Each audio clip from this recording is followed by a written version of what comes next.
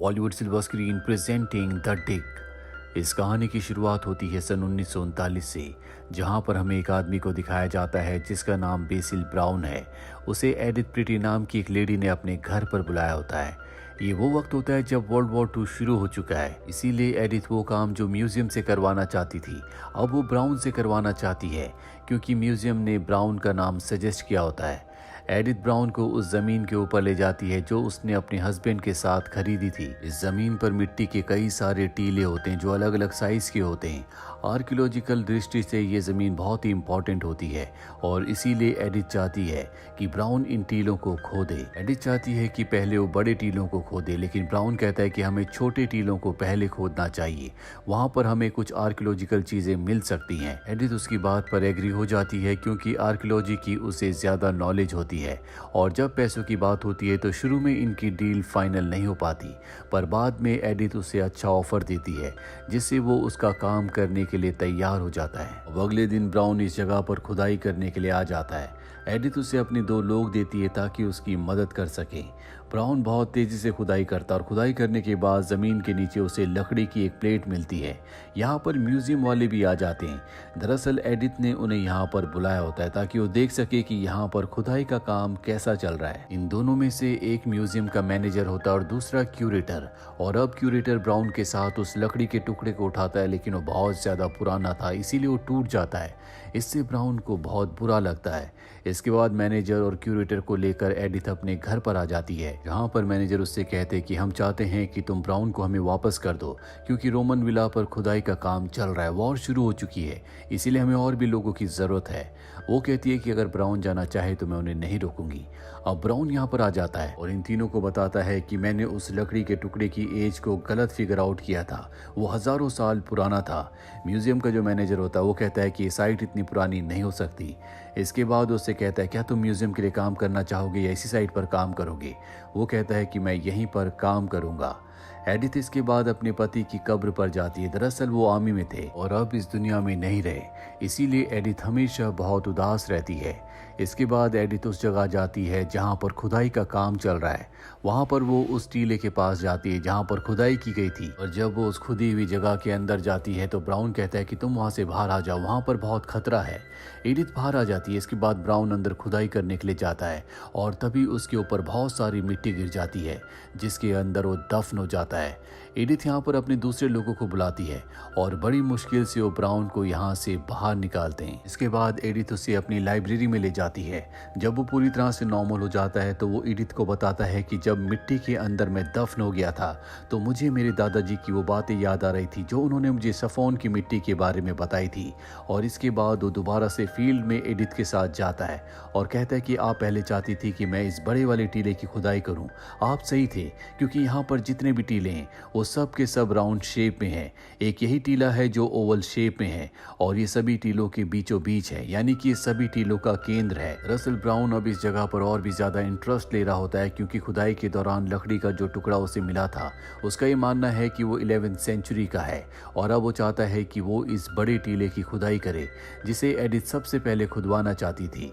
और अब वो एडिथ के उन लोगों के साथ इस टीले की खुदाई करना शुरू कर देता है जो लोग एडिथ ने उसे प्रोवाइड किए थे। एडिथ का बेटा रॉबर्ट भी बार बार खुदाई वाली साइट पर आता है। वो ब्राउन से बातें करता है। इन दोनों की जल्दी दोस्ती हो जाती है क्योंकि इन दोनों को ही आर्कियोलॉजी और एस्ट्रोनॉमी में बहुत ज्यादा इंटरेस्ट होता है। और अब जब ये लगातार खुदाई करते हैं तो एक दिन खुदाई के दौरान इन्हें एक बहुत पुरानी चीज मिलती है जो कि शिप का लोहे का रिविट होता है, एक तरह का कीला। ये लेकर वो म्यूजियम में जाता है। म्यूजियम का मैनेजर भी उसे देखकर हैरान हो जाता है। ये बात बताने के लिए वो एडिथ के पास भी जाता है, लेकिन एडिथ उस वक्त घर पर नहीं होती, वो लंदन गई होती है।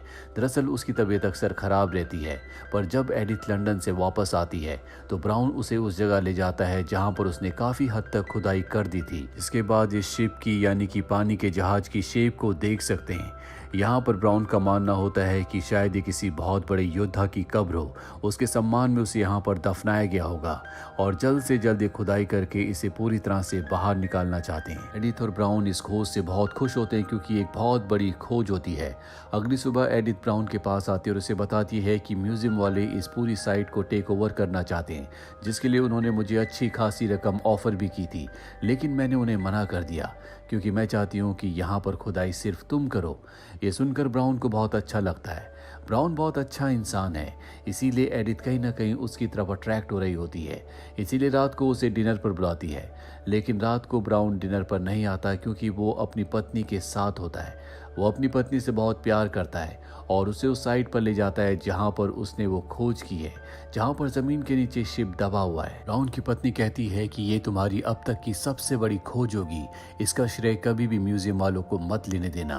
अभी दोनों के दोनों घर वापस आ जाते हैं और रात को जब ब्राउन सो रहा होता है तभी बहुत तेज बारिश होना शुरू हो जाती है। वो जल्दी से उस खुदाई वाली साइट पर जाता है जिसे पहले से उसने कवर किया होता है, लेकिन अब वो और भी अच्छे से कवर करना चाहता है ताकि पानी वहां पर ना भरे। उसकी मदद करने के लिए वहां पर एक और लड़का आ जाता है और ये और कोई नहीं बल्कि एडिथ का कजन होता है, जिसे उसने यहाँ पर ब्राउन की मदद करने के लिए बुलाया होता है। अगली सुबह जब ब्राउन खुदाई कर रहा होता है तो वो एडिथ के कजन को बताता है कि मैंने ऐसे शिप के बारे में पढ़ा था जिसके बीचों बीच एक चेम्बर था जिसके अंदर एक कब्र थी। आज हम पूरा दिन यहाँ पर खुदाई करेंगे जिसके बाद सब का सब क्लियर हो जाएगा। और तभी यहाँ पर जो म्यूजियम का मैनेजर होता है वो म्यूजियम के हेड के साथ कुछ और लोगों को लेकर यहाँ पर आता है और जब म्यूजियम का हेड इस साइट को देखता है तो वो पूरी तरह से हैरान हो जाता है। वो कहता है कि आर्कियोलॉजी की दृष्टि से ये बहुत बड़ी खोज है, इसीलिए इस पूरी जगह पर मुझे अपना कंट्रोल चाहिए। ब्राउन उसे ऐसा करने से मना करता है। वो कहता है कि मैंने इस जगह की खुदाई की है और इस लैंड की, इस जगह की जो ओनर है वो एडिथ है और जब तक वो मुझे नहीं कहेंगे तब तक मैं इस जगह पर काम करता रहूंगा। म्यूजियम का हेड कहता है कि मैं जल्दी गवर्नमेंट का लेटर दिखाकर उनसे इस जगह पर अपना कब्जा ले लूंगा। ये सुनने के बाद ब्राउन एडिथ के पास जाता है लेकिन वो किसी से मिलना नहीं चाहती। उसकी तबीयत हमेशा खराब रहती है, उसे एक हार्ट अटैक पहले आ चुका है, लेकिन किसी तरह से ब्राउन उसके कमरे में चला जाता है। एडिथ से कहता है कि उस शिप के बीचों बीच एक चैम्बर जरूर होगा जिसमें कुछ न कुछ खास कीमती चीज होगी, मैं उसे देखना चाहता हूँ। एडिथ कहती है क्या तुमने म्यूजियम के हेड को ये बात बताई? वो कहता है मैं तुम्हारे लिए काम करता हूँ, मैं बात किसी को नहीं बता सकता, मुझे एक दिन का और वक्त चाहिए। लेकिन एडिथ की तबीयत बहुत ज़्यादा ख़राब होती है। वो कहती है कि म्यूज़ियम के हेड ने कहा है कि जल्दी वो गवर्नमेंट की तरफ से हमें एक लेटर देगा जिसके बाद ब्रिटिश गवर्नमेंट का पूरी तरह से इस जगह पर अधिकार होगा। ब्राउन कहता है कि आपकी ज़मीन है, आप किसी को भी इस तरह से अपनी ज़मीन पर कब्जा नहीं करने दे सकते। दरअसल एडिथ के पति ने और उसने ज़मीन इसीलिए खरीदी थी क्योंकि इसकी आर्कियोलॉजिकल वैल्यू बहुत ज़्यादा थी, पर अब एडिथ की तबीयत बहुत ज़्यादा ख़राब है, वो ज़्यादा कुछ नहीं कर सकती। वहीं ब्राउन भी बहुत दुखी होता है क्योंकि उसने यहाँ पर बहुत ज़्यादा मेहनत की थी और अब उसने जो खोज की थी, जो शिप उसने ढूंढा था, उसका पूरा का पूरा श्रेय किसी और को चला जाएगा। अगली सुबह ब्राउन जब खुदाई वाली जगह पर जाता है तो वो देखता है कि वहाँ पर म्यूजियम का हेड अपनी टीम के साथ पहुँच चुका है। वो ब्राउन से कहता है कि तुम भी साइट पर काम कर सकते हो लेकिन तुम बाहर के छोटे मोटे काम करोगे। ब्राउन को बात बिल्कुल अच्छी नहीं लगती, इसीलिए वो यहाँ से चला जाता है। घर जाता है तो उसकी पत्नी उसे समझाती है कि तुम्हें साइट के आसपास ही रहना चाहिए, ये खोज तुम्हारी है, अगर तुम साइट के आसपास रहोगे तो हो सकता है कि तुम्हें इसका श्रेय मिल जाए। ब्राउन को अपनी पत्नी की बात ठीक लगती है और अगली सुबह वो साइट पर चला जाता है जहाँ पर उसने जो नोट्स बनाए थे वो वहाँ के आर्कियोलॉजिस्ट के साथ शेयर करता है, जिससे आर्कियोलॉजिस्ट कहता है कि तुम्हारे इन नोट्स की वजह से हमें काफ़ी मदद मिलेगी। और अब यहाँ पर लगातार काम चलता रहता है और एक दिन जब ये काम कर रहे होते हैं तभी बारिश शुरू हो जाती है, जिस वजह से इन्हें काम रोकना पड़ता है। सब के सब काम रोक देते हैं। म्यूजियम का हेड कहता है पता नहीं कब ये काम खत्म होगा। यहाँ पर एडिथ भी होती है। वो कहती है कि तुम्हें मिस्टर ब्राउन की हेल्प लेनी चाहिए, तुमने उसे छोटे मोटे काम दिए हैं, अगर तुम उनकी हेल्प लोगे तो तुम्हारा काम जल्दी खत्म हो जाएगा। और इसके बाद म्यूजियम का हेड ब्राउन को भी इम्पोर्टेंट काम देता है। अब क्योंकि वर्ल्ड वॉर 2 चल रहा होता है इसीलिए म्यूजियम का हेड जल्द से जल्द इस काम को खत्म करना चाहता है। यहाँ पर वो 2 और आर्कियोलॉजिस्ट को बुलाता है, इसमें एक का नाम स्टूवर्ट होता है और दूसरी उसकी वाइफ होती है। दोनों के दोनों आर्कियोलॉजिस्ट हैं और ये लगातार अब वहाँ पर खुदाई का काम करना शुरू करते हैं। स्टूवर्ट का अपनी पत्नी के प्रति कोई भी आकर्षण नहीं होता, वो उसे कभी टाइम नहीं देता, वो हमेशा काम करता रहता है। और एक दिन जब ये शिप की खुदाई कर रहे होते हैं तभी वहाँ पर स्टूवर्ट की पत्नी को सोने का एक लॉकेट मिलता है जो देखकर सबके सब हैरान हो जाते हैं। इसके बाद इन्हें सोने की वहाँ पर और भी चीजें मिलती है जिसमें सोने की तलवार, सोने की कवच और सोने के और भी आभूषण होते हैं। यानी कि ये उस चेम्बर तक, सेंटर जगह तक पहुंच गए हैं जिसके बारे में ब्राउन को पता था। ब्राउन को यहाँ पर सोने का एक सिक्का भी मिलता है। वो कहता है ये एंग्लो एज का है, यानी कि 7वीं शताब्दी का है। हालांकि जो म्यूजियम का हेड होता है वो इस बात पर यकीन यकीन नहीं करता, पर जब वो मैग्नीफाइंग ग्लास से उस सिक्के को देखता है तो उसे समझ में आ जाता है कि ब्राउन जो कह रहा है वो सच है। वो ये देखकर बहुत खुश हो जाता है। वो कहता है कि इतिहास अब पूरी तरह से बदल चुका है। हमें पता है कि 7वीं शताब्दी में भी लोग सिक्कों का इस्तेमाल करते थे। उनकी अपनी एक पूरी सभ्यता थी। बिना जमीन के नीचे से जितनी भी पुरानी चीजें मिली होती है सबको संभाल कर रखते हैं। म्यूजियम का जो हेड होता है वो इसे लंदन ब्रिटिश म्यूजियम में ले जाना चाहता है। रेडिथ कहती है कि हमें ऐसा नहीं करना चाहिए। कोर्ट का फैसला अभी तक नहीं आया, जिसका मतलब ये है कि इस जमीन का और यहाँ से निकलने वाली हर एक चीज का पूरा अधिकार मेरे पास है। वैसे भी वॉर की वजह से ब्रिटिश म्यूजियम को खाली करवाया जा रहा है। अगर हमने इसे वहां पर भेजा तो इन चीजों को भी खतरा होगा। एडिथ को इस बात का भी डर होता है कि कहीं उसे इन चीजों का राइट मिले या ना मिले। एडिथ ब्राउन से कहती है कि यहाँ पर जितनी भी चीजें मिली हैं वो सब की सब मेरे बेडरूम में रख दी जाएं, और अब सारी चीजें उसके बेडरूम में रख दी जाती है। ये एडिथ का जो कजन होता है जिसने उसे यहाँ पर ब्राउन की मदद के लिए बुलाया होता है, उसका स्टुअर्ट की पत्नी से, जो कि आर्कियोलॉजिस्ट है, अफेयर शुरू हो जाता है, क्योंकि स्टुअर्ट अपनी पत्नी पर कभी ध्यान नहीं देता। स्टुअर्ट को भी कुछ काम आ जाता है जिस वजह से उसे अपनी पत्नी को उसी साइट पर छोड़कर दूसरी जगह काम करने के लिए जाना पड़ता है। अगले दिन जब सबके सभी काम कर रहे होते हैं भी वहाँ पर एडिथ आती है और सबसे कहती है कि फ्राइडे को कोर्ट का डिसीजन आएगा, जिसके बाद पता चलेगा कि इस पूरे खजाने का, इस जगह का असली हकदार कौन है। मैं चाहती हूँ कि आसपास रहने वाले हर एक इंसान को इस साइट दिखाई जाए। हालांकि म्यूजियम का जो हेड होता है वो ऐसा नहीं चाहता, लेकिन फिलहाल यहाँ पर जितनी भी चीजें हैं उन सब पर एडिथ का अधिकार है, इसीलिए उसे कोई नहीं रोक सकता। एडिथ की तबीयत और भी ज्यादा खराब होने लगती है। उसके कजन को एयरफोर्स से लेटर आ जाता है, यानी कि उसे अब एयरफोर्स को ज्वाइन करने के लिए जाना होगा।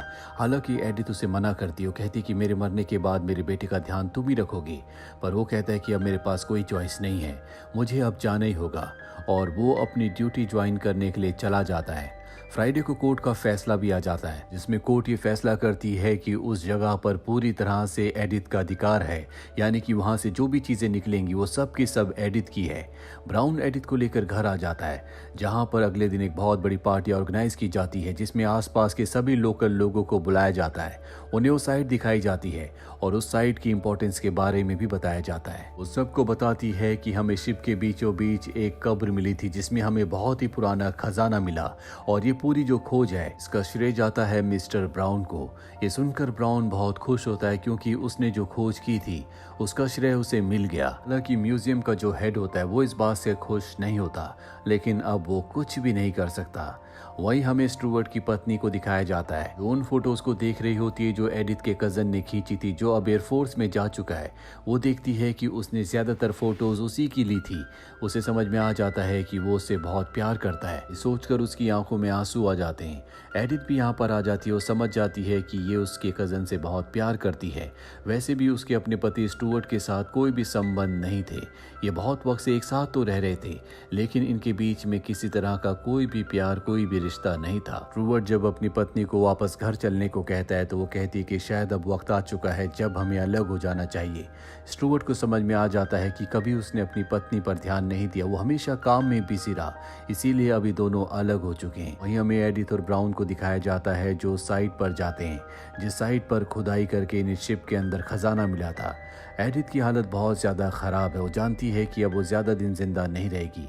वो ब्राउन से कहती है कि मैं पूरा का पूरा खजाना जो भी मुझे मिला है वो ब्रिटिश म्यूजियम को गिफ्ट कर दूंगी। ब्राउन कहता है कभी किसी ने इतना बड़ा गिफ्ट किसी को नहीं दिया होगा। एडिथ अपनी जिंदगी की आखिरी सांसें इसी शिप के आसपास लेना चाहती है, इसीलिए वो अपना बेड वहीं पर लगवा देती है जहां पर उसका बेटा रोबोट उसके साथ होता है, जो उसे कॉस्मिक की यानी कि अंतरिक्ष की बातें बताता और कहता है कि जब इंसान इस दुनिया से चला जाता है तो वो तारा बन जाता है। जल्दी एडिथ की मृत्यु हो जाती है और ये साल होता है सन 1942 का। एडिथ की मृत्यु के बाद उसका कजन जो एयरफोर्स में चला गया था वो भी वापस आ जाता है, जिसे देखकर स्टुअर्ट की वाइफ जो कि उसका इंतजार कर रही थी खुश हो जाती है। दोनों एक दूसरे के गले लग जाते हैं। अब क्योंकि वर्ल्ड वॉर 2 चल रहा था, इसीलिए पूरे खजाने को लंदन अंडरग्राउंड में 9 सालों तक छुपा कर रखा गया, जिसके बाद इस खजाने को पब्लिक के लिए खोला गया।